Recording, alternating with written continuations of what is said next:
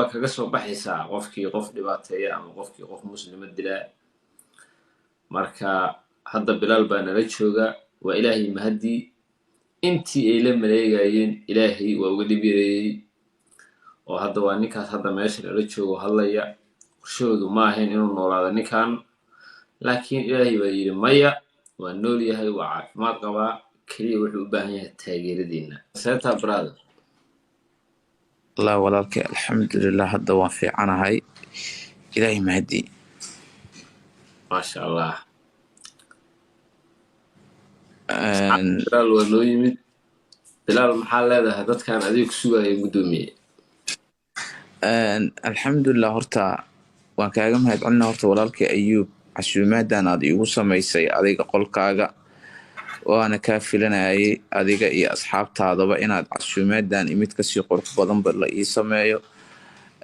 المهم هرتا أنا نيكا تقينين أنا هاي أو بلال برشاوي oo dhibaato ay kusoo gaartay magaaladiisii gudaheed asigoona cidna waxba ka galabsanin, waxba uusan ka samaysan. caawa madashaan waxaan rabaa in laygu ciiltiro, ilaahay kuma samadaraade dhibta la ii geystay laygaga meero, waxa aan tabanayo dadkayga Soomaaliyeed ay igu garab istaagaan. shalayna ayagaan u adeegaya, maantana ayaga dartooda la ii beegsaday, beritoolna waxaan rabaa inaan ayaga aan u adeego. sidaas aawadeed ayaan caawa halkan u joogaa, walow dhaqaatiirtu aysan ii ogoleen hadalka faraha badan.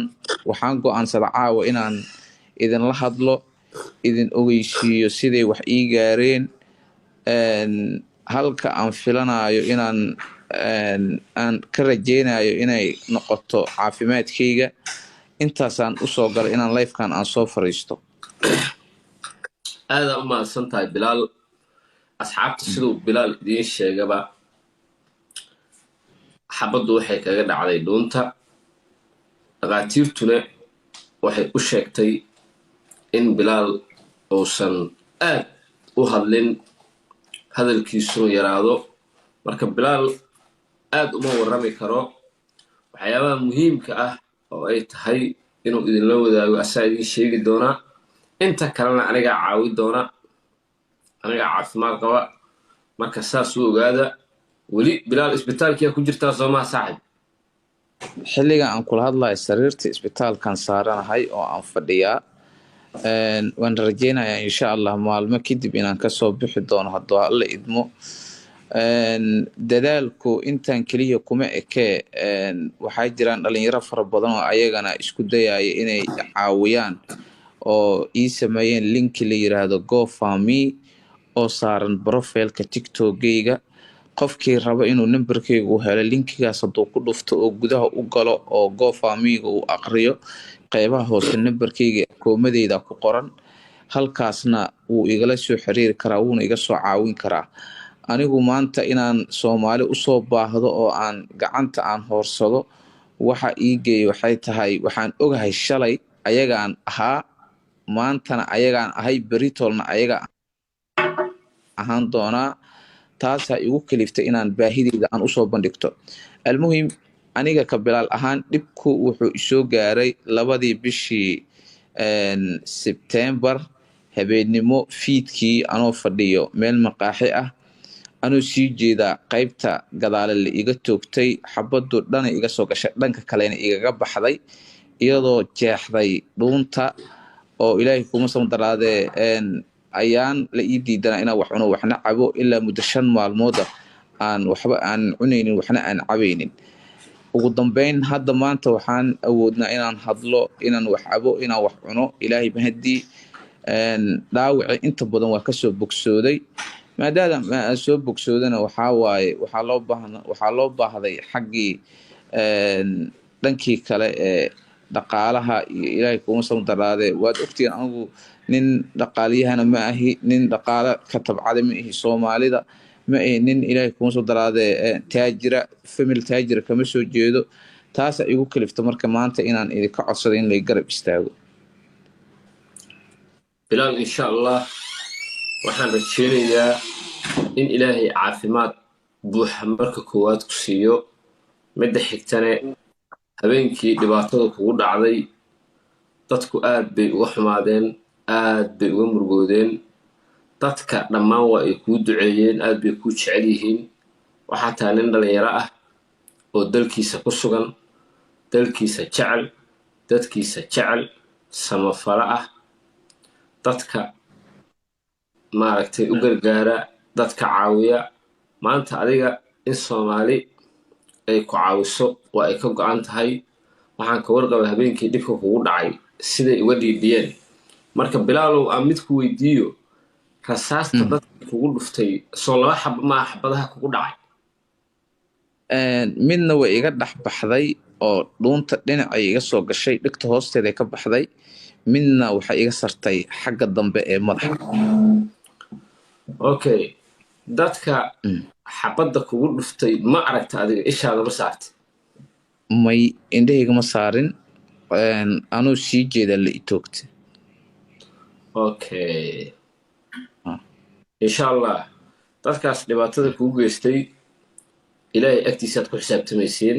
haddii la aqoodana insha allah adduunyada looga jarayaa ciqaabta ay u qalmaan ay ku helayaan. nacam daalidno.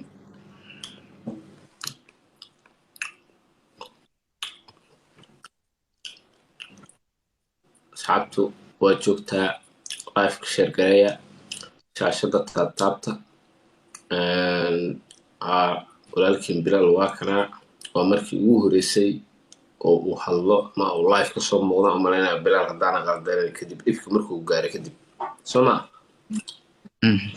sax waa waa markii igu horeysay. waxaan rabaa inaan saaxiibada aan ogeysiiyo oo aan ugu soo celiyo, haddii aadan awoodin inaad maanta aad halkan aad iga caawidaan, waxaad awoodaan inaad linkiga profilkayga saaran aad gashiin si aad u heshaan akoomadeedii nambaradeeda meesha saaran.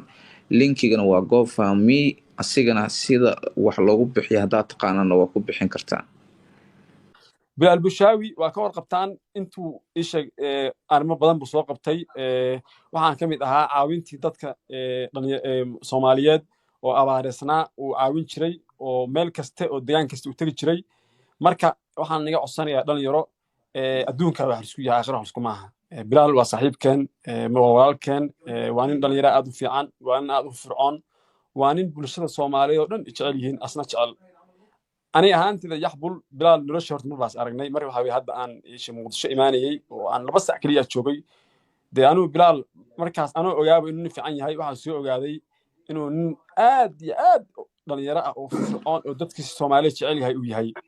marka waxaan naga codsanaynaa dhalinyaro, caawa halkaas walaalkeen bilaal bushaawi waa ka warqabtaan xaaladiisa, in caawa halkan u kacno. waa laandheere, waa raggii rabiiqaan, waa nin aad iyo aad u fiican xaqiiqatan. Soomaaliduna mid baan ku jeclahay, waxaan ku jeclahay markii arrin timaado waa isgarabsadaan. waxaana jeclaan lahaa saa isu garabsanaysaa inaad markasta isu garabsataan dhalinyaro. tan yeesasaan ku ekaan.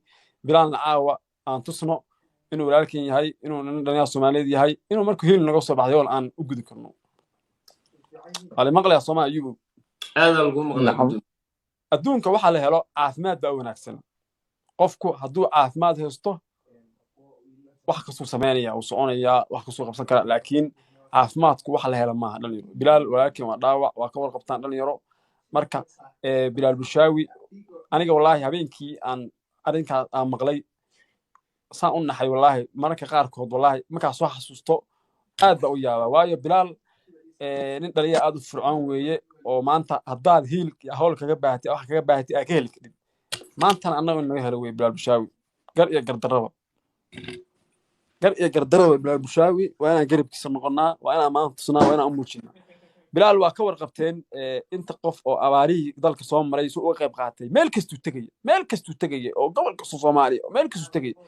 maanta marka mid baan ku darsanayaa, waxaa weeye war adduunka mar wax isku yaha, aakhiro wallahi wax isku maaha. wallahi qofkiisa camilka soo tegaya. marka Soomaaliduna waxaan kaga yaabaa marka qaarkood markii wixii gadaal ka dhacaan bay isheeg wax sameeyaan shallayto. marka lama rabo shallayto, lama rabo. maanta wax kaste qof kasta uu fahmayaa. marka walaalkeen bilaal bushaawi halkaas noo saaran yahay, dee aan garab istaagno, gar iyo gardaraba. walaalkay bilaal bushaawina si qaasa u salaamayaa. waxaa helay cadow aan naxin, cadow aan nolosha waxba ka aqoonin, cadow aan dhalinyaranimo iyo soomaalinimo aan waxba ka aqoonin, oo maaragtay wax oo hadda lagu soo weeraray waa ninkaa dhalinyarada ee iska baashaalaya ciyaalka xaafadda iska ah. siyaasad buuna shaqo ku lahayn, howlo kaloona shaqo ku lahayn, bulshadiisaasoo caawiya oo u gurmadaa. marka qofkaasi cadow lama dhihi kare, waa qof maaragta xag jir ah. marka horta taas waa ka tacsideyna. waxaa la walaalkayow, ilaahaygii intaa kugu simay waa mahad iskale. qofkaa hadda maanta waxba kuuma yaraysan, laakiin ilaahay baa xaggiisaa laga dhintaa. intaa markaan ka gudbo, waxaan leeyahay waxaan idinka codsanaynaa inaa horta live ka share garaysaan.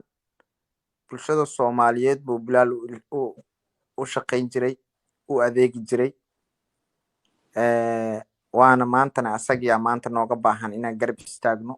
walaalkeen waaye, nin dhalinyaraa waaye, ciduu dembi ka galay iyo ciduu magaranaysaa wax ku sameeyey ma jiraan.